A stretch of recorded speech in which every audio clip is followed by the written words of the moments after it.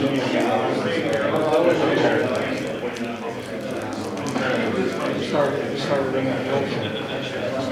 everybody, go ahead and get started this evening. We'll try to get you guys rolling in and out of here as fast as we can. As long as we can kind of stay on schedule.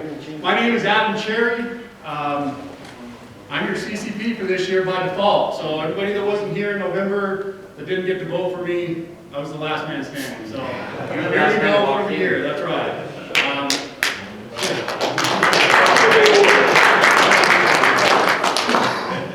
So my background, I was a walk-on or a tackling W at UNM for a few years. There's some pretty good players over there, and then I was an assistant coach at La Cueva High School. Was eventually their offensive coordinator for a few years. We got to win a couple of state titles at that time, and then I stopped coaching high school ball right before Ronnie Daniels was a junior and won another state title. And now I'm coaching Daphne football with a bunch of fifth graders and moving on up from there. So I look forward to the year with you guys and see what we can get done for this year. So if we'll all just stand, we'll go ahead and get the pledge. I pledge allegiance to the flag of the United States of America and to the republic for which it stands, one nation, under God, indivisible, with liberty and justice for all.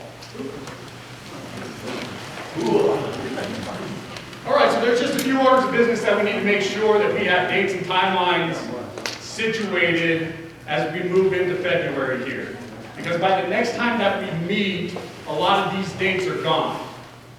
So it's up to you to either take this information, give it to your head coach, or to utilize it yourself. I think most of the people that are here are probably incumbents that have come back. If you have not filled out your application as an incumbent head coach, you need to get that done immediately. Okay, so if we see up there through the Apple website, I hope everybody knows how to access and get to that football application, but make sure that those get filled out. Make sure that you fill it out not as a coach of, if I was a freshman coach, as a freshman coach again, make sure that we are putting ourselves as the coach that we're going to be, right?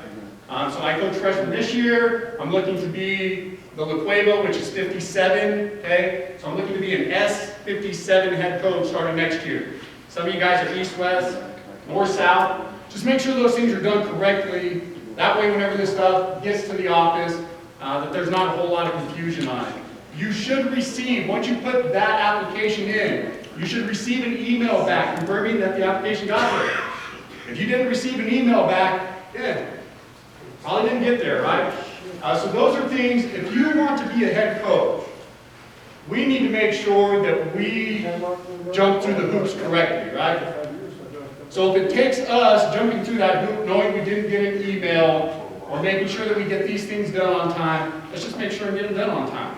As long as you're an incumbent coach in good standing, fellas, there's not going to be, there shouldn't be any issues, right? We're still working through the CSC process here, and some of the things that we're going to do to finalize you as a head coach. But if you're an incumbent coach in good standing, just make sure that we get this type of stuff done. Right? Is there any questions on that? Right? Has everybody done that? I hope so. Okay, so make sure that we're looking for that. All right, registration coming up. So whenever we think about registration, there's information on the website again. It's a good resource there for you. Or we're looking in February, 3rd, 4th, and 5th. If you are a returning player, those are your dates to register if you want to register for your same team. That reserves your spot during those dates. 3rd, 4th, and 5th. If you look on the Apple website, on the 3rd, it gives you a staggered listing starting at 9 o'clock, juniors and seniors. Okay, at 11, sophomores and freshmen. Everybody understand that? Okay, on the 4th and the 5th, and past that time, they can just register on in. You want to ensure, too, that your players are registering for the team that they are registering for next year as well. Right? So if they go on in, you should mark them down, but make sure that they're not registering to be freshmen again, for example. Okay? Or in a different district as well. There's two ways that you can do this as a head coach. You either tell your parents, on the 3rd, 4th, and 5th, you register yourself. So go to the Apple website, sign yourself up, right? Get your username, go in there, register your kid. If they're on the 3rd, 4th, or 5th, they'll be locked into their team for the previous year. Everybody got that?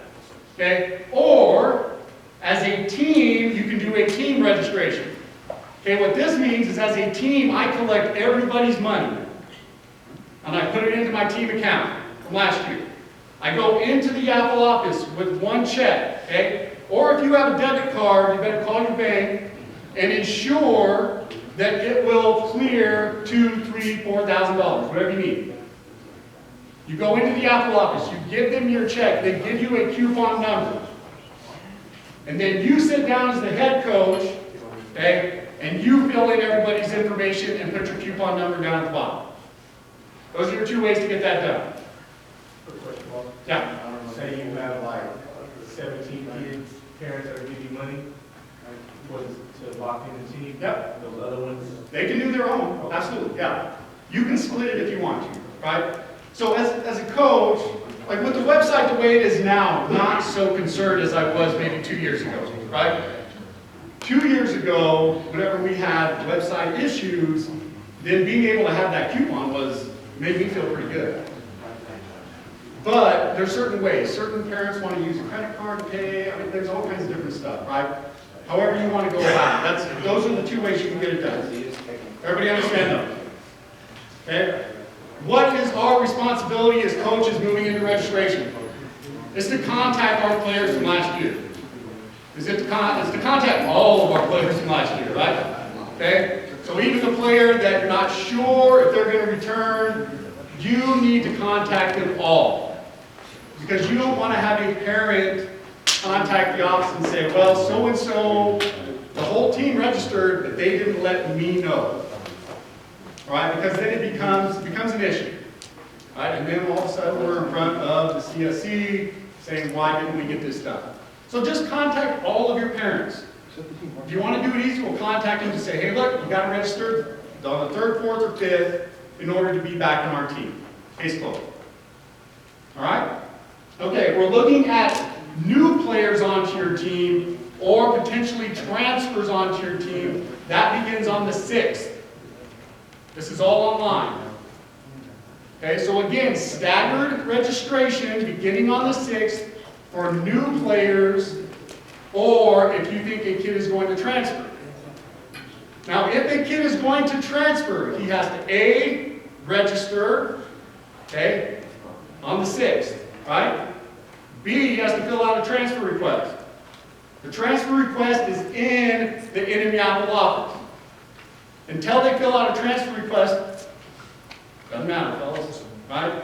So you think you're getting some great transfer, some kids coming over, transfer request is going to be where they are put in line. Does everybody understand that? So if you have a transfer kid, I would have them go down to the Apple office, register at the office, fill out the transfer request at the office. Just get it all done. I want to tell you. Okay? That all starts on February 26th. Okay? Team roster is attempted to cap out at 26. Okay, so there's no more 23 moving forward to 26, 26. Some of y'all are going to end up with 29. This is the way it is. Yeah. So last year it was based off of your registration, so it's no longer off, it's off of your transfer. It is if you're on your own team, but if you're transferring, the transferring is going to be part of it, right? Okay, so if you go on the Indianapolis website, you can get all of this information that's on here as well. Okay, online registration for football and cheer, the process that you go through.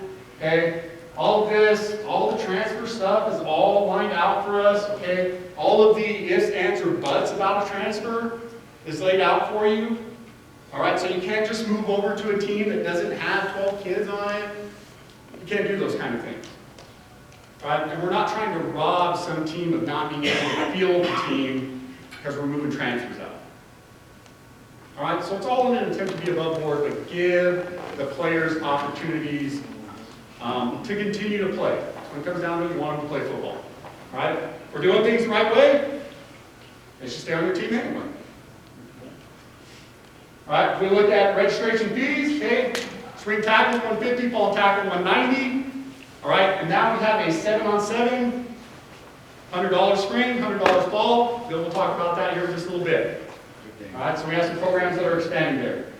If you do your team registration with a coupon number, you'll go through. If a kid plays spring and fall, you're going to mark them spring and fall. Okay, so you need to know and you need to be paid appropriately for what those kids are expecting to play. Does that all make sense? All right, so Phil, if you want to come on up, we want to talk a little bit about the committees that we have going on. Fellas, whenever we as coaches sit here, we can sit and talk to each other all day. If you want real change within this organization as coaches, you've got to get involved in committee. Thanks, Al. I'm Phil Flake. I'm the 2017 president.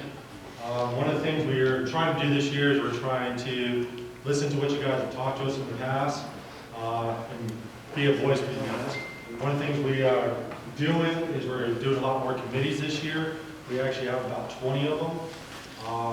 Try to get more input from the coaches, stuff like that. For instance, some of the committees that we have. Coaches Selection Committee, obviously, Board Ethics Committee. This is one of the things that's very important to me. I know, like I said, being around, being a commissioner, being in this league for 18 years, I know there's a lot of stuff that is said about being on the board and you have all these benefits, which obviously you don't other than 30 more hour work weeks. But one of the things we're going to do, if you do have an issue with the board members, stuff like that, you do have a voice. We have a separate committee that's not associated with the board whatsoever. One of the guys used to be an ex-YAFL coach. He's the head of committee. A lot of you guys might know him, Mark Williams. He's actually going to be the head of the ethics committee. If you guys have any issues with the board, bring it to my attention, bring it to his attention. One of the things we're trying to do with the board this year is be more of an open book. So like I said, if there's any questions, anything like that, please bring it to one of the President's Club. This is a new thing. We're trying to reach out to all the past presidents, get them back associated with our league, learn from their mistakes that they made when they're presidents, some of the great ideas that they have when they're presidents, and hopefully eventually turn into some kind of alumni association. A couple other ones, we have the competition committee, referees, commissioners, future development, legislature, the PSC, which is the safety and action plan, the New Mexico NMAA high school coaches relationship committee. This is a big one. Obviously, I know there's a lot of coaches out there that said that there's a lack of relationship with the high school coaches. I'm going to see that we try to bridge that gap. So I'm going to head that committee. I'm reaching out to the NMAA. We're inviting them over to a retreat that we're having lunch with them, try to figure out how we can reach out to these coaches, make sure that they're more accessible for us, because we are a freedom program for them. So that's one of the things we're trying to gap this year. A couple other things, 7-on-7 high school tournament, the YAFL camp, parent orientation, which is a big one. We're going to start doing a parent orientation like we used to in the past. I think we're going to do an online one, correct? Where we're going to have all the parents make sure that if you watch this little online, 10-minute video, something like that. What to expect on being a parent in YAFL. And they'll help out a lot of us coaches tremendously. Golf tournament, public relations, media, the YAFL All-Stars, which is great, continue. YAFL internal relations. This is big. A lot of you guys have cheerleaders. I know that they feel like they have a separation between the footballs and the cheerleading programs. We're going to try to bridge that gap a little bit. So next one, student athlete. If any of you guys are interested in being on a committee to kind of help out this league, something new we're going to try out this year, something we actually done in the past, and we're bringing it back. We need as much help as we obviously can. Like I said, one of my biggest things being president is I want to bridge the gap between the coaches, the board, YAC, all these different committees, high school coaches, and having these committees is one of the ways to do it. So if you guys have any interest in it, if you guys don't want to come talk to me afterwards, just shoot off an email to me. I get every email that goes into the league, no matter what email address you guys use, contact us, YAFL office, any of those emails, president at nmyafl.com. I can't remember what my president email address is. But any of the emails that go there, I get, say, hey, Phil, I'm interested in more information on one of these committees. Like I said, if it helps, if you guys can, I definitely appreciate it. That's really about it. Thank you. So when you guys think about committees, and think about some of the things that really affect you as a head coach, right? Scheduling, right? It's a big deal, right? The competition scheduling for last year. You had 2 years ago, A and B groups, right? Or this last year where we had one match, where everybody kind of played everybody. Everybody know what I'm talking about. Okay, that all goes through the competition committee, fellas. All right, so you can either like that or not like the system, but unless you get involved in the committee, we're all just sitting here bitching to each other. That's it. Okay, so we have to be involved in those things in order to affect change. Yeah, Antonio. That's Tony will take all-star committee members any old day. Sorry. All right, because I know something else I talked about the board that was committees was the ability for you guys, if you're on a committee, to communicate via email and through different ways, rather than always thinking that you have this big time commitment going on, like I have to be at a meeting every Monday somewhere. Giving you the opportunity to have a voice, right? So let's take advantage of those things. So next we're going to have Bill Blair come up. He's going to talk to you a little bit about the addition of 7-on-7. I'll start and you can finish up it. Hey guys, everybody knows that we have a flag program, that we've had a flag program for the last couple of years, and it used to be much bigger than it is now, about 5 or 6 years ago. So what we decided to do, instead of having a flag program, it's actually going to be a 7-on-7 program called New Mexico Iapo Prep 7-on-7. And basically, it's almost like high school 7-on-7, but it's a little different. In the sense that it's going to be 5 and 6, 7 and 8, 9, 10, 11, 12, 13, 14. So we're grouping them by age. We're going to try to tag it to schools so the kids can play with the guys that they go to school with. Okay, just like we do kind of for our tackle districts. Some of the caveats I'm going to have Phil go through because he probably knows it better than I do. But it's really going to be kind of cool. It's going to be from the 40 on in, 6 points for a touchdown. One, from the 5, you get an extra point is 1. From the 10, it's 2. From the 15, it's 3. If you have a young lady that's on your team, if she scores, it's 8 points, right? You can blitz once, you can run once. Other than that, you have to throw the ball. If you're in a 5 and 6-year-old division, or the 7 and 8, right? The coach could be the Q. Coach can play Q, okay? So it's a little different. It's total passing, no flag, not like flag was, okay? Now the 5 and 6-year-old thing and the 7 and 8-year-old thing with the coach's Q, it's growing big time because the coach is able to get the ball off and to see if the kids can catch it, right? So we're trying to do things different instead of having just a straight up flag, which kind of diminished because everyone wanted to play tackle. But we have a lot of flag leagues out there that are doing okay, but very few 7-on-7. None in this state, but they exist elsewhere. And 7-on-7, as Mark Williams always used to say, is growing everywhere except here. So we're trying to bring it to the little guys. It's going to be open for all of those divisions, not just for the little guys. All right, so if you know any kids out there that don't want to do tackle in the spring, or if they do baseball or something like that, tell your teams. It's going to be something that's really cool for the spring. Bill hit on most of it. A couple of things that he mentioned I think are pretty cool concepts. You're only allowed 4 hours of practice a week. So there's not a huge time commitment there.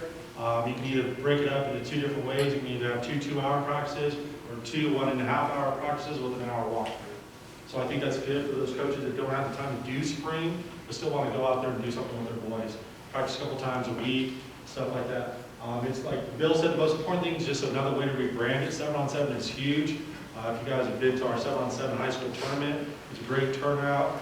It's a big thing with the high school teams now. So we're trying to implement that and kind of, I guess, follow in their footsteps as far as how important it is.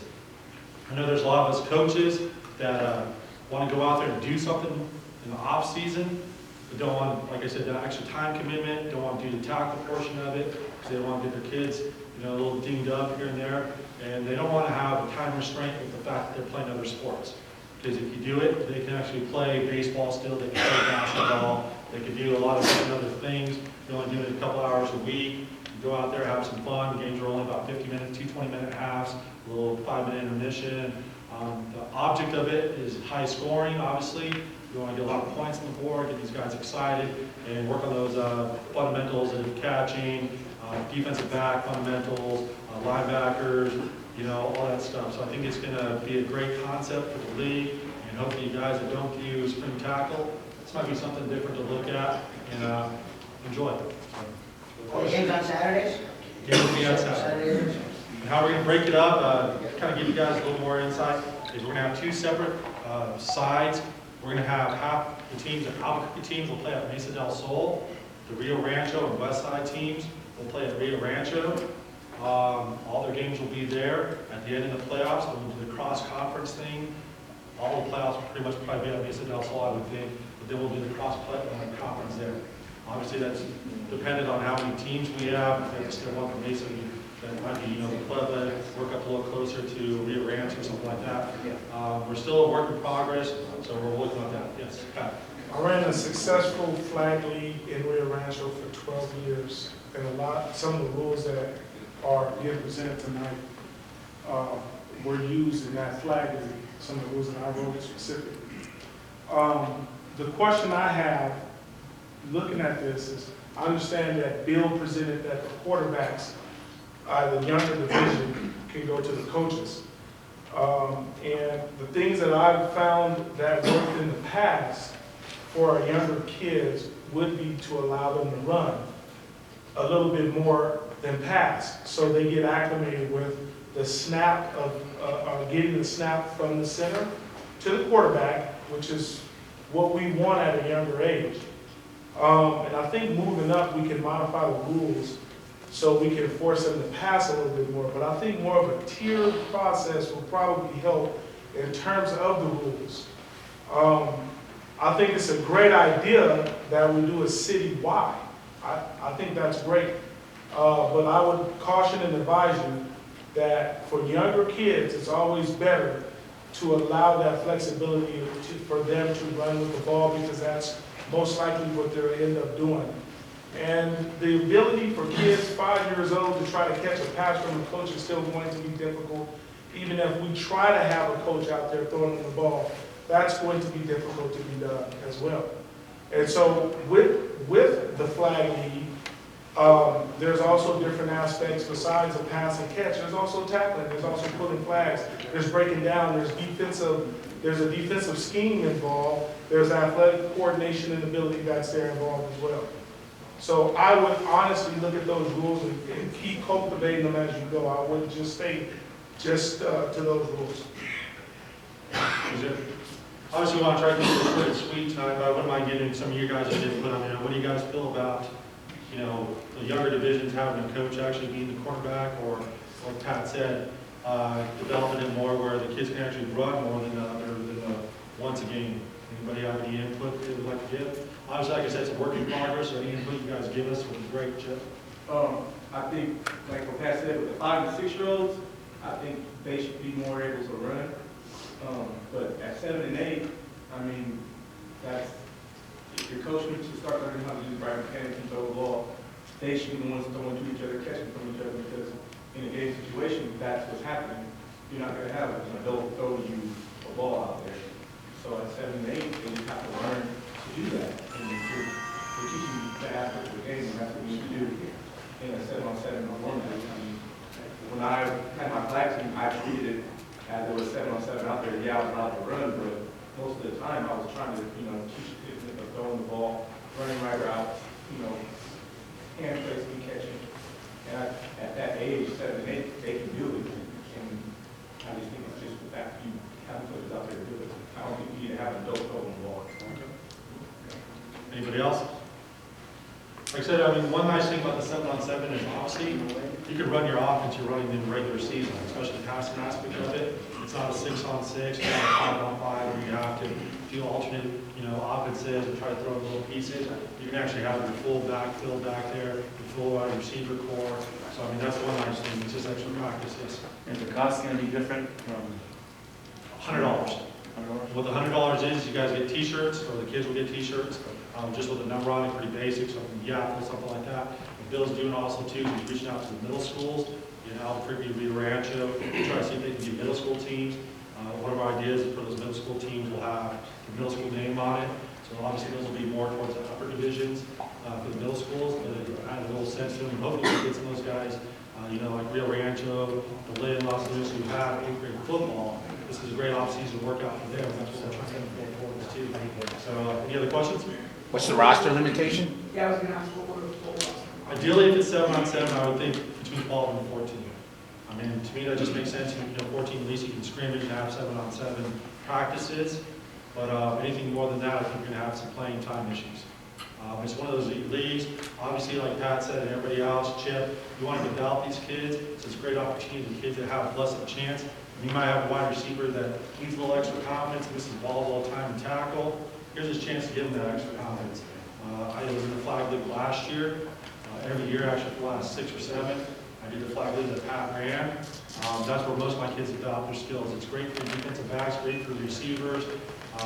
I ran it. Honestly, I was coaching 2 teams there at the same time. One was my starters, and one was my second string guys. It was tremendously beneficial for my second string guys. I have 3 who became starters this year because of the abilities they learned. They got the confidence of catching, they learn juking, and he's telling them somebody can't pull their flags, they can't tackle them. So, it's just a couple things just to think about. Any other questions? Can you bring your team from the outflow? Yes. Yes. How long do you think the season's gonna be for that? It's probably gonna be a shorter season. I imagine it's probably gonna be about 6 weeks. Yeah, we'll do a spring. So, There's 6 regular season games and then your playoffs. So it'll be during school, or will that go into the summer? It'll end right, the weekend right before Memorial Day. Okay.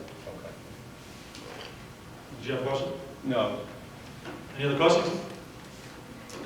Thank you. Hey, what do you guys think of that? As a show of hands, what do you think? Good idea? Cool beans. Okay. Thanks, guys. A lot of you guys that are doing tackle football, I just wanted to make one suggestion though. Is there a way that you could, because I remember there was actually a flag program, I want to say about 5 years ago in Yaffle that they ran. Right. And that year, they had, like if you had kids that wanted to do both, there was actually a discount associated with You that. do both flag and tackle? If you do flag and tackle, there was a discount. There is. So if you, one of the slides that Adam had, if you do, you sign up for the combo flag spring, tackle fall, there is. That is $25. Okay. Yeah, that helps. Very little, yeah. Who's gonna regulate all this stuff though? Because you know what's gonna happen. You're gonna have those coaches out there with 11 men lined up working on plays for the fall saying we're doing play. Doesn't You know it. You know it now. I think we're always trying to think of like the negative of like something here, like what? Yeah, There's because only positives to people going out working on skills. Like I don't care if you take your team and run 11 and all. Is it going to give your lineman a chance to go play receiver? Right? I don't know. But it's a good program for the league. It's What he's not saying that. is that someone who's not doing flag is going to go out there anyway. That's right. I'm going to take my team and we're going to go roll spring. I understand what you're saying, but if we as coaches are here trying to do the right things, then it's not an issue. You know, and I think we need to stop looking at each other and saying, well, this guy's trying to cheat the system. Or, you know, that's where we get sometimes. He's trying to cheat the system. We're not trying to cheat the system. well, it's not. Coach your team. Coach your team. It's not trying to cheat the system. It's the same in the off season. If I want to go work out my team, I'm not allowed to unless I have a trainer. If we're not working on plays, we're working out. I'm volunteering my time to go work out my team, get these kids off the couch, and coaches get beaten for that. But it's So not it's the same like, sense. If in the your rules, kid you cannot doesn't do sign that, up for right? flag, why should he be out there working on plays?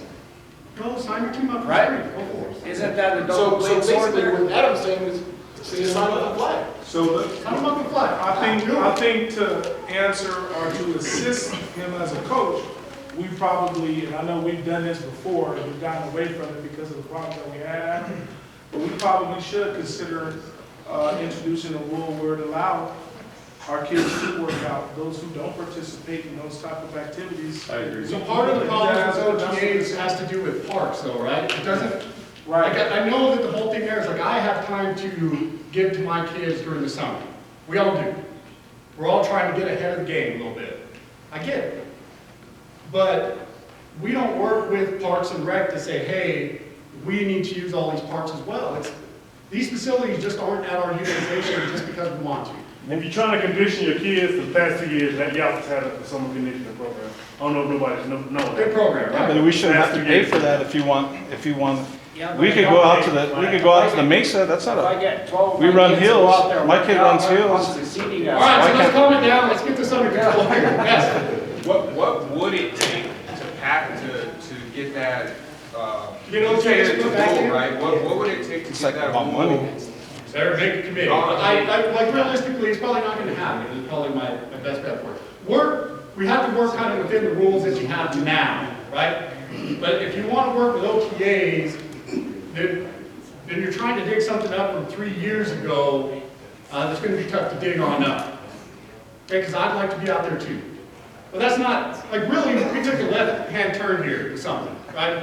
This is about the flag programs in the spring and the fall. If you want your kids to play spring flag, play spring flag. We always play This is spring like- and stuff. It is But a benefit. I'm saying, why should, if I'm working out my kids and you're working out, you say you have a flag team, you have 9 kids. I don't. And then, but no, I'm just saying, I'm not saying you, I'm saying, but it's gonna happen.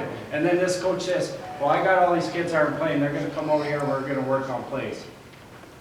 You know, that's the same difference. But you can't because the rule says you're not supposed to, so you should.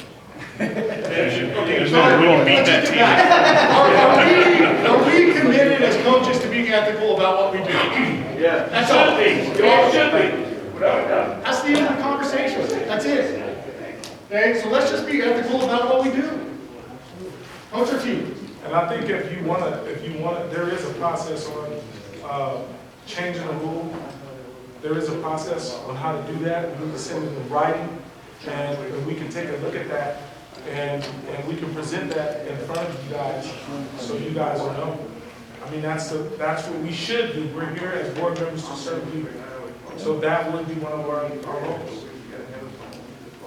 One last question, yes. Well, in truth, there's a dead period between Memorial Day, which we did championship, right? And the first day of tackle practice, which will probably be July. yeah, that's a dead period. So, I mean, as far as off-season, OTAs, off-season conditioning, whatever you want to call it, I mean, chances are, I mean, there's that whole dead period there.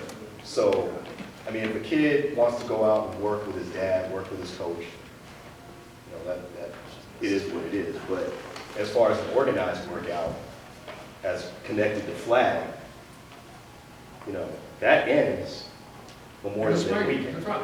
Ends in the spring. Right, it If ends you in want to spring. go, yeah, ends in the spring. So there, I mean, it's really, like let's just be ethical about what we do. But if you have kids from your team that want to play spring flag, by all means. Like, are we here to develop kids' skill? Like, it is my goal at some point in time to get kids from New Mexico to go play college football.